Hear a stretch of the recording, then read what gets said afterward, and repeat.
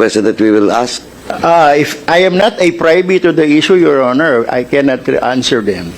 Yun ang problema. Why the mayor is not present today? He has similar engagement of equal importance, Your And Honor. what is that similar, equally important? I was Schedule. told his time to serve the constituents in Mabalacat May City. problema ka, attorney. That is not acceptable. Because everyone, lahat po ng mga mayors, and that includes us, we have also to serve our constituents. I Diba? will relay that. Kung kailangan 24/7 din. But of course, in this hearing, nandito po kami, iniwan namin yung mga district namin, yung mga provinces namin, sa mga cities namin because this is more important. With that, Mr. Chairman, may I move that we issue a show cause order for the Mayor of Mabalacat for being absent in today's hearing? Because the reason that's stated by his lawyer as the city legal counsel, a city legal officer, is not valid with regards to this representation. There's a motion to issue a show cause order to the mayor of City of Mabalacat. Duly seconded. Any objection? Hearing and the said motion is now approved. The COMSEC is hereby directed to issue a show cause order. Okay. Chairman, yung isa pang mayor na wala. Municipality of Alayat. Meron bang tayong tinanggap na reason for her absence? Si Mayor Lourdes Alejandrino. We can ask the nagsabi po ba sila, Congressman Dong Gonzales? They send the invitation to the mayor, and I don't know, Comsec, is she responded ba? Thank you, Mr. Chair. We did not receive any excuse letter from Mayor Maria Lourdes Alejandrino. Siguro, Chairman Paduana? At the same, Same motion. Mr. Chairman, unless officially that communication for the mayor for this invitation to today's hearing was not received, may we also move, Mr. Chairman, to issue a cause order for So, the mayor that was mentioned by so COMSEC. there's another motion to issue a show cause order to the mayor of Municipality of Alayat. Duly seconded. Any objection? Hearing none, the said motion is now approved. Okay. Chairman, Mr. last Butler, lang po, yes, last go lang. ahead. Go ahead. I think the presence of this person is also important. Have we invited Barangay Captain Julito Trinidad of Barangay Batasan, Arayat, Pampanga? What's the name? Yes, it's present. Batasan, Julito Trinidad. Yeah. Thank you, Chairman. Thank you, sir. Thank you, Here. Captain, for coming.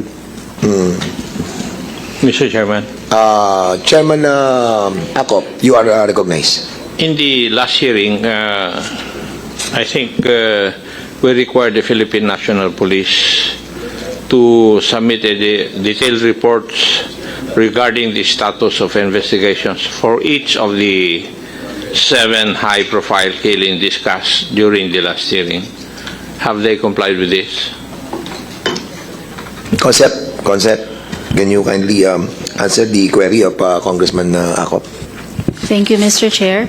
The committee received a communication from Police General Romel Marbil, the chief of the PNP, in which he states that he has submitted a report from the Regional Director, Police Regional Office 3, regarding the details surrounding the death of Barangay Chairperson Mendoza. Only for that case, Mr. Chair. Thank you. So, isang kaso lang ang they replied with Yes, Mr. Chair. all the 6 cases. For clarity, RD, Jean Pardo, you are recognized. Sir, I was advised by the Provincial Director of Pampanga PPO that they already submitted earlier the This one. the case folder of the 6 Yeah, okay. incidents. All right. Just ngayon lang nyo isinabmit, babasahin na. Okay, so for the perusal of Congressman Akop, ito here. So, yung sinabit ko, babasbasahin muna natin. At muna siguro, tig-isa muna ang members para at least maintindihan natin lahat yung ano. So next time around, if ever that we'll be asking for the documents submitted earlier para at least po na iintindihan din po namin. Kasi mahirap na nag-hearing tapos you will be submitting the documents just right now. So mahirapan po tayo maintindihan lahat. Thank you so much, RD. Congratulations, RD. Thank you po, sir. And Okay. our apologies, sir. No problem. Okay, okay, so there's an excuse letter coming from General Nicolas D. Torre. We have the copy and I will be giving this to the members for your own perusal. Okay, so proceed na po tayo. Siguro simulan muna natin sa... Sir, you want to have a counting opening statement lang po? Well, salamat, Mr. Chairman, to our resource persons from all various sectors in government, the PNP, the LGUs, the mayors, all barangay captains and city councilors and municipal councilors of Mabalacat, San Fernando, and Arayat, na nandito po sila ngayon. Pasensya na po kayo kasi na-delay po yung ating hearing last Monday because binigyan po nating way yung National Rally for Peace ng ating mga kapatid sa Iglesia ni Cristo. Baka magagalit po kayo sa amin kasi ang dami-dami pong tao. Kaya the chairman and the members na kikinansel muna yung hearing natin last Monday. So now, andito po tayo ngayon to continue yung mga aligasyon ng nangyayari sa ating probinsya, lalong-lalo na sa ating distrito. 7 cases, and of course there is a new one. Itong kay tinatanong ako ng mga media kung nakasama na to. Sabi ko nga, naka-file na to before pinadala ng death threat si Kapitan Du Santos ng San Agustin of City of San Fernando. And then the mayor of City of Mabalacat, meron din daw pong mga 5 death threat na pinadala sa ating mga kapitan sa Mabalacat. Kaya they are all here this morning to shed light kung ano po ang nangyari doon sa inyong bayan sa siyudad ng Mabalacat. Kaya nandito po tayo para mapag-usapan at matukoy, ma-resolve kung ano man po yung nangyayari sa ating probinsya. I don't know if this is personal, professional, or political, business man yan. Hindi po natin alam kung ano ang root nangyayari sa ating probinsya.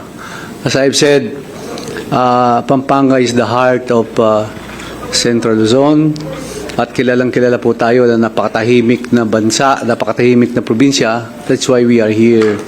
So, Mr. Chairman, maraming salamat po sa inyong paglilid nitong hearing na to.